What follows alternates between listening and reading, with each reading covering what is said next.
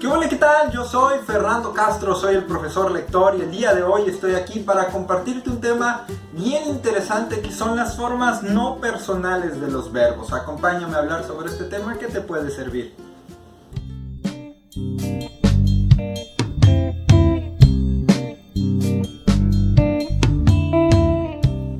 Bueno, para comenzar, lo primero que debemos de mencionar es que los verbos son una unidad morfológica que representa básicamente las acciones. Ya habíamos mencionado un poco atrás sobre las unidades morfológicas cuando hablamos sobre los sustantivos, artículos y adjetivos. Te dejo el link en la parte de abajo por si te puede servir el tema. Y entonces sí, hablando específicamente de las formas no personales de los verbos, estas formas no personales toman su nombre a raíz de que no se van a modificar ni van a cambiar sin importar la persona que realiza la acción, el tiempo en que se realiza la acción, ni el modo en que se realiza la acción. A veces ni siquiera el número de gente que realice la acción va a verse afectada. Pero para ir aterrizando toda esta información, vamos a comenzar hablando de la primera de las tres formas no personales de los verbos, que es el... Pom pom pom pom pom pom pom pom pom pom pom pom pom infinitivo. Los verbos en infinitivo son aquellos que terminan en ar, er o ir, y se dice que son aquellos que representan las acciones de manera abstracta, es decir, la acción en sí. De hecho, en la mayoría de los idiomas, el infinitivo o su equivalente es el que se utiliza como la forma básica del verbo. Si tú tienes la duda de qué significa corremos, no vas a buscarlo en el diccionario como corremos porque no lo vas a encontrar. Lo vas a encontrar como correr. El verbo correr es el que sí vas a encontrar en el diccionario porque de ahí se deriva lo demás. Generalmente incluso a veces utilizamos oraciones como... ¡Ay, cómo estás, sope! No se dice yo sabo, se dice yo sé. Del verbo saber. Algunos ejemplos de verbos en infinitivo serían, por ejemplo, bailar, comer y reír. Estos verbos terminan en ar, er e ir respectivamente y se dice que pertenecen a primera, segunda y tercera conjugación. Los verbos de primera conjugación son aquellos que terminan en ar en el infinitivo. Los de segunda conjugación son aquellos que en infinitivo terminan en er. Y los de tercera conjugación son aquellos que en infinitivo terminan en ir.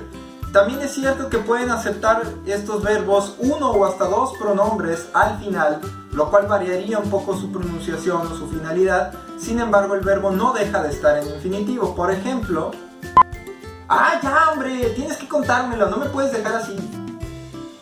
En este ejemplo tenemos el verbo contar, que está en infinitivo, aunque tiene dos pronombres después del verbo contar, que son el me, que significa que quiero que me lo cuentes a mí, no quiero que se lo cuentes a cualquiera, y el lo, que sustituye a lo que sea que quiero que me cuentes. Estos dos pronombres se integran al final del verbo, se escriben juntos como una sola palabra y no deja de estar en infinitivo.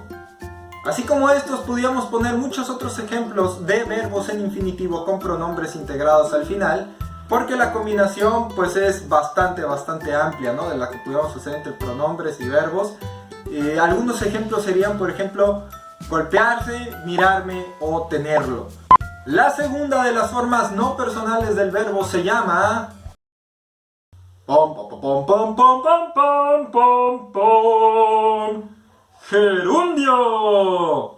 Los verbos en gerundio representan acciones en progreso o que tienen cierta duración. Las terminaciones de los verbos en gerundio son ando y yendo, y para hacerlo un poco más fácil, todos los verbos que en infinitivo terminaban ar, en gerundio terminan ando.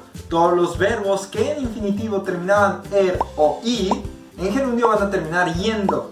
Hace unos momentos puse tres ejemplos de verbos en infinitivo que eran bailar, comer y reír. Estos mismos tres verbos en gerundio serían bailando, comiendo y riendo. Al igual que en el infinitivo, también el gerundio puede recibir un pronombre al final. Por ejemplo, podríamos poner la siguiente situación. ¡Ey, deja en paz a Juanito! Está pasando unas fotos, ya que termine lo molestas. En este ejemplo tenemos el verbo pasando, que está en gerundio, terminación ando, pero al final tiene agregado el pronombre me, porque significa que las fotos las está pasando explícitamente a mí.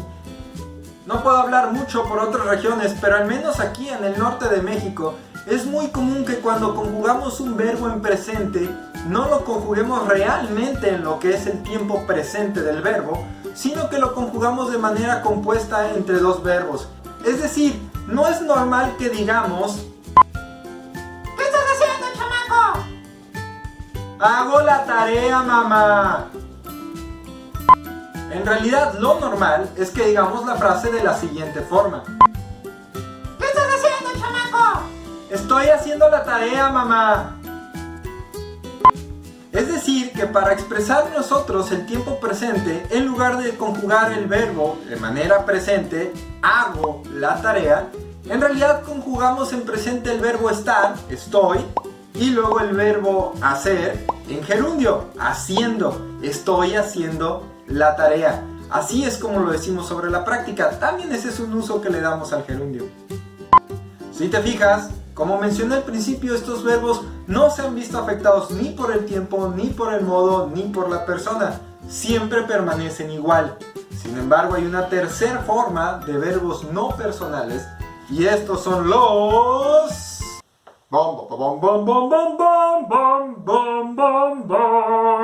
participios.